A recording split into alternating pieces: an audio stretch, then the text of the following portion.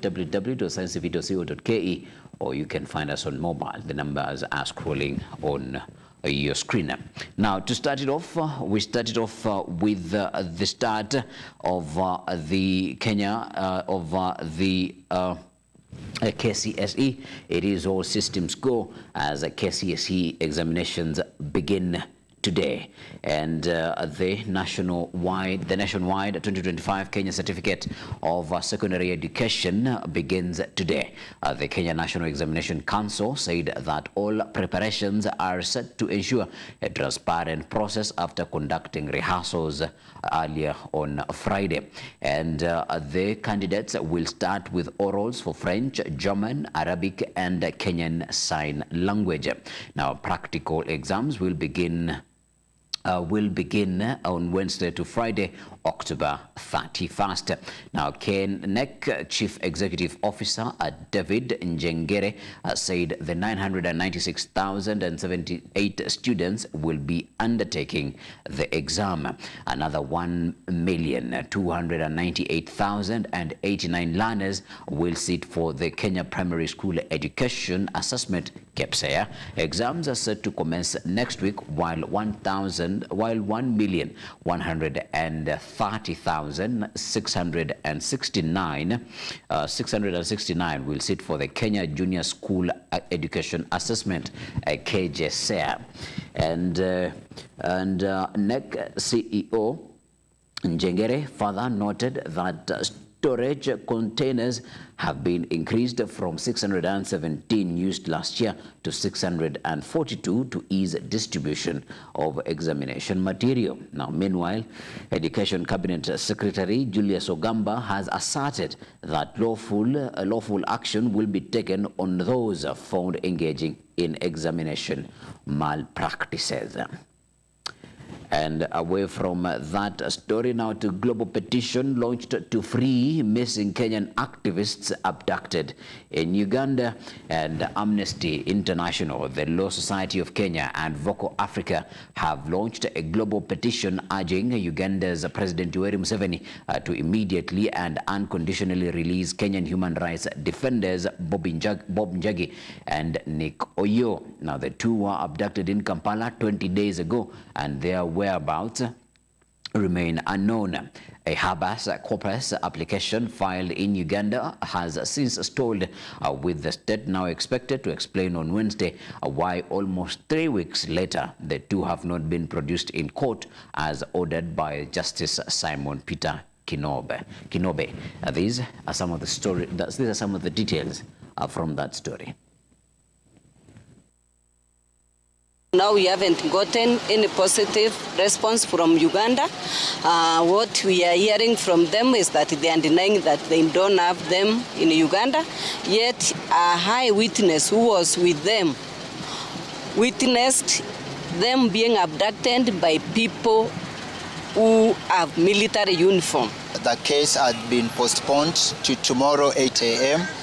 and the government is supposed to present a written report on the whereabouts of these two. So we do not know what is it that they have not written in the last 7 days that they were given by the court. So we just call upon Kenyans and every other African, wherever they are, to speak on this, because we do not expect much from the courts. We are petitioning just to seek legal advice on how to proceed with this case. It is now 20 days since they were abducted. Now we want Kenyans and every concerned citizen of Africa, concerned citizens of the region, to ensure that we work together towards the end of abduction. We are calling for the Kenyan government to essentially extend its responsibility to Kenyan citizens to guarantee their right to legal representation and communication with their families. The fact that they have been incommunicado is essentially, under international human rights law, an enforced disappearance. So we are calling now for the intensification of a demand that the two men must be released and returned to their families. 20 days is much too long. And away from that story to another story that is making headlines in the country. What is the Computer Misuse and Cybercrime Amendment Bill 2020? 2024. And on October 15, 2024, 7 bills of 2025, 7 bills of the National Assembly were given presidential assent, some of which have sparked public curiosity since President William Ruto signed them before announcing the death of Raila Odinga. Now, they include the National Police Service Commission Amendment Bill 2024, the Wildlife Conservation and Management Amendment Bill 2023, the Land Amendment Bill 2022, the National Land Commission Amendment Bill 2023, and the Air Passenger Service Charge Amendment Bill 2025. Now, the other two were the Computer Misuse and Cybercrimes Amendment Bill 2024 and the Privatization Bill 2025. Some of the contention surrounds the Computer Misuse and Cybercrimes Amendment Bill 2024, sponsored by Wajir East Member of Parliament MP Aden Mohamed. Now, it seeks to provide a regulatory framework to combat unlawful activities, inappropriate sexual content of minors, terrorism or religious extremism, and other forms of cybercrimes. It seeks to amend the Computer Misuse and Cybercrimes Act Cap 79C by proposing to give the National Computer and Cybercrimes Coordination Committee an additional function of issuing directives on websites and applications that may be rendered inaccessible within the country where the website or application promotes illegal activities, child pornography, terrorism, and extreme religious and cultic practices. Now, the bill also seeks to amend Section 27 of the Act to expand the scope of the offense of cyber harassment. Likewise, any person who communicates to an individual or anyone connected to them whose conduct is likely to cause violence against them, damage to property, or detrimentally affects them will be liable to a fine not exceeding 20 million or imprisonment for a term not exceeding 10 years or both. The same penalty will be given if the person is part of an indecent or grossly offensive nature that will affect other persons. The bill also wants to amend Section 30 of the Act to expand the scope of the offense of phishing, which will include action against identity theft committed through email or phone calls. And now the new cyber crimes law introduces tough penalties and empowers state to block websites, plus outcry as President William Ruto signed the 7 bills into law amid national mourning for Raila Odinga. Here are the full details to the story. The Honorable Dawood, Your Excellency, is proposing to amend the Computer Misuse and Cybercrimes Amendment Act, Your Excellency, so as to prohibit the use of electronic mediums to promote unlawful activities, including terrorism, religious extremism. The bill seeks to provide a regulatory framework combating unlawful activities, inappropriate sexual content of minors, terrorism or religious extremism, and cultism, amongst other forms of cybercrimes. The bill also provides that the court may additionally order the removal of such unlawful content, closure of or deactivation of the computer system, website, or digital device upon conviction of the offender. A trajectory that is a mockery of the ideals that Right Honorable Raila Odinga fought for. A mockery of the 2010 Constitution that we collectively fought to have and swore to protect and implement. This unconstitutional committee can order the closure of any website, blog, mobile app, Facebook, X, TikTok, YouTube, or Instagram accounts for allegedly promoting illegal activities. If they sell to themselves or their proxies, the Kenyan people will not get to know. Simply put, if they sell even strategic assets to foreigners and put them beyond the country's control, the Kenyan people will not get to know. The government knows that people are going to court. The government knows that the Kenyans are not happy. So how do you circumvent this? Move with speed. So that by the time we go to court and if we get court orders, it will be said that we have been overtaken by events. And away from that story, now to other stories that are making headlines in the country, including autopsy confirms Raila Odinga mourners at Kasarani died from gunshot wounds.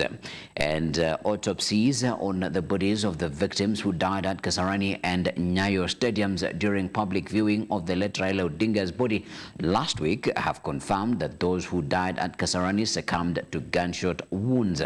Now, the families of Vincent Otieno Ogutu, aged 36, from Umoja 3, Ivan Onyango Kcse, aged 40, from Njiru, Jafai Jida Burka, aged 42, from Lakisama, and Josephine Anjo Akengo were presented with the findings on the cause of death of their loved ones.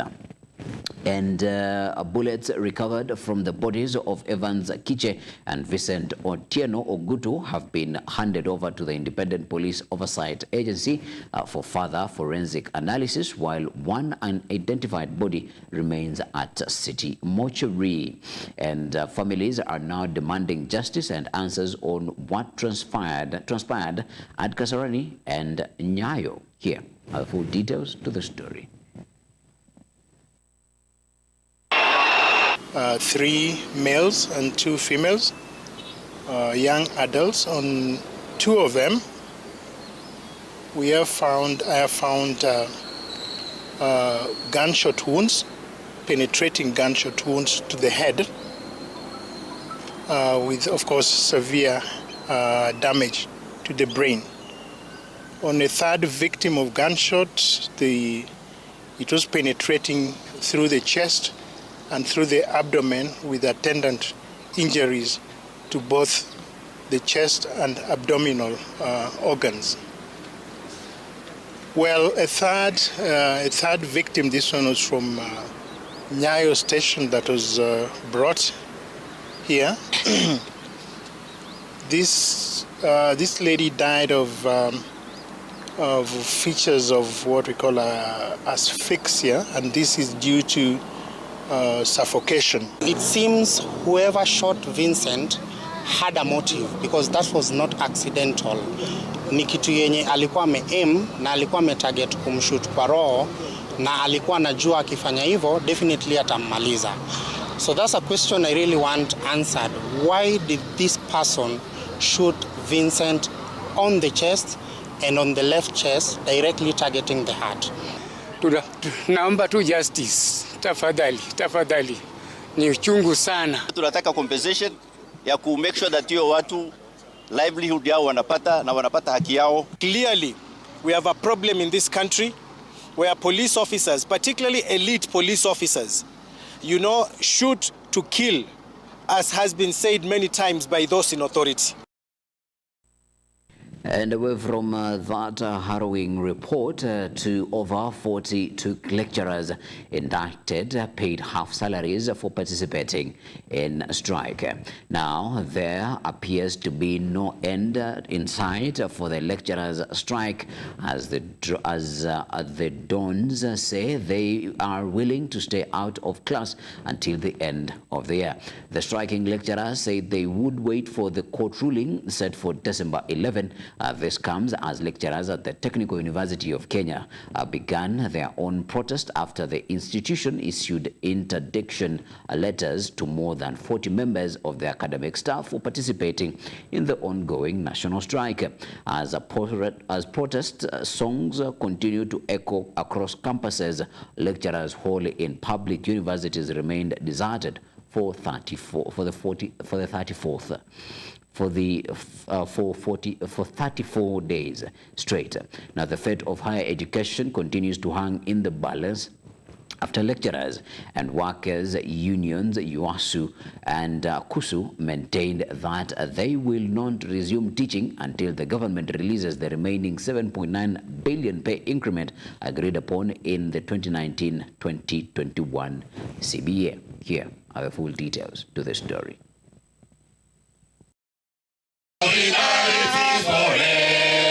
The court will make a ruling on 11th December. So in the interim, the strike continues to bite and bite deeper. Members of staff at the Technical University of Kenya shall not be on duty until all the items in the strike notice are undressed.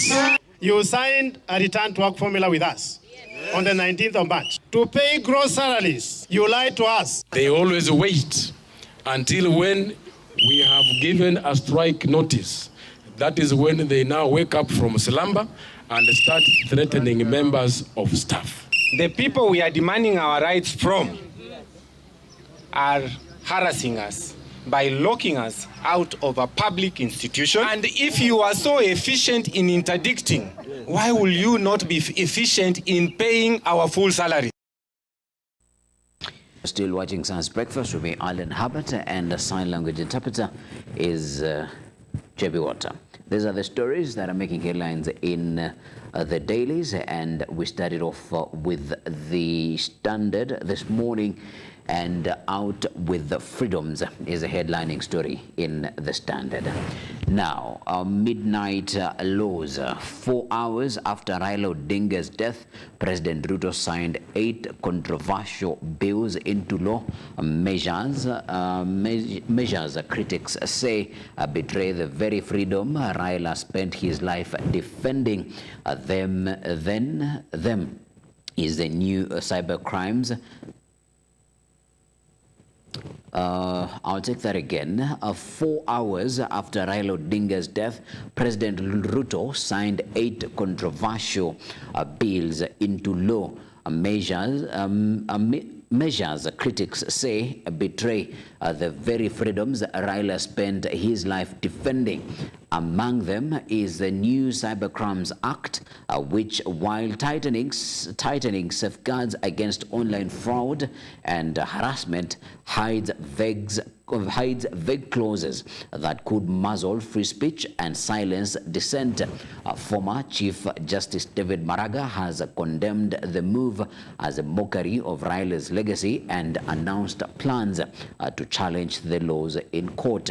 That is a story that you'll find on pages 4 and 5 of the Standard this morning. Now, the Cybercrimes Act, the implications: 1, criminalizes publishing false digital information, a threat of up to 3 years imprisonment or fines of up to 5 million Kenyan shillings, or a vague definition of cyber harassment targets activists and opposition figures, handing them jail terms of 5 years or 10 million in fines.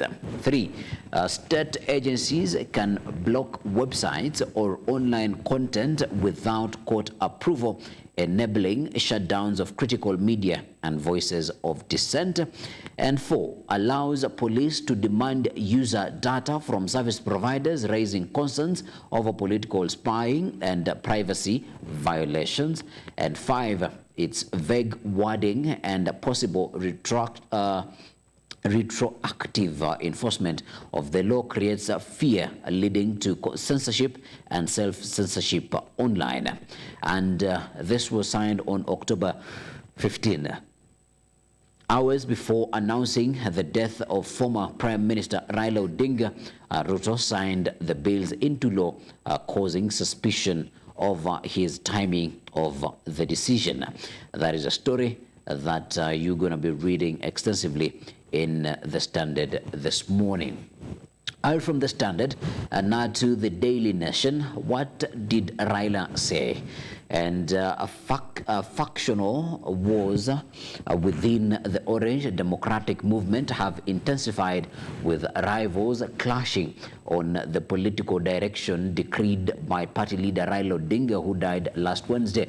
The dispute is on the outfit's commitment to the broad-based government and subsequent support for President Ruto re-election, twin issues of which each side is conveniently interpreting Raila's word to his advantage. But what was his wish? The story you will find on pages 4 and 5 of the Daily Nation. Now, Edwin Sifuna, who is the Orange Democratic Movement Secretary General, Raila said, as a party, we must prepare ourselves for the 2027 general election. Those spreading other narratives here, Raila has previously asked them, who has told you we will follow the last standing instructions of Raila Odinga? But then, Homa Bay Governor Gladys Wanga, the last instruction he left us with, and I remember him speaking at the burial of Dr. Phoebe Asio, he said he made a clear decision to work with you, Ruto. That is the last standing instruction that Baba gave to us. Now, there is James Orengo, Siaya governor, says, I am one of the people who believe we must keep ODM. President Ruto, let us not kill parties. Political parties are the foundation of democracy. There is Junet Mohammed, minority leader. Raila told us to remain in the broad-based government. It is on record, ODM will either form the government or be part of the government. Kcse Governor Simba Arati, I want to ensure ODM members the party is going nowhere. We have just started the struggle and we must win the presidential election. There is Treasury CS John Badi, who said Raila showed us before he died that he wanted us to be in government. As a party, we will be in the broad-based government. And of course, all this is said, no, the man who would have called them out is no more. So ours is just to wait and see which direction is the Orange Democratic Movement going to take. And you can read about that in the Nation this morning. Now, storm over laws Ruto signed on Dark Wednesday, and former Chief Justice David Maraga has criticized President Ruto for assenting to 8 controversial bills last Wednesday on the day former Prime Minister Raila Odinga died. He said one grants the executive a sweeping mandate on the sale of state farms, while another gives it unilateral powers to crack down on free speech. That is a story that you'll find on page 6 of the Daily Nation. In education, how suspect in Kcse exam papers fraud was arrested. Directorate of Criminal Investigations officers arrested the man at Meru University on suspicion of selling fake exam papers through a WhatsApp group. And in crime, why man accused of killing son was freed. The search for justice in the killing of a 3-year-old boy in Nakuru hit a dead end when gaps in the prosecution's evidence failed to nail the prime suspect, who had initially confessed to the crime. Right? And in tragedy, they went to mourn their leader. Now they too are in coffins. Families of 3 people shot dead by police and 2 others killed in a stampede during Raila Odinga's funeral. They are preparing for their burials. There is a story that you'll find on page 3 of the Daily Nation this morning. And that winds up what's making headlines in the dailies. When we come back, we're coming back with what's making headlines in the world of sport. Keep it tight.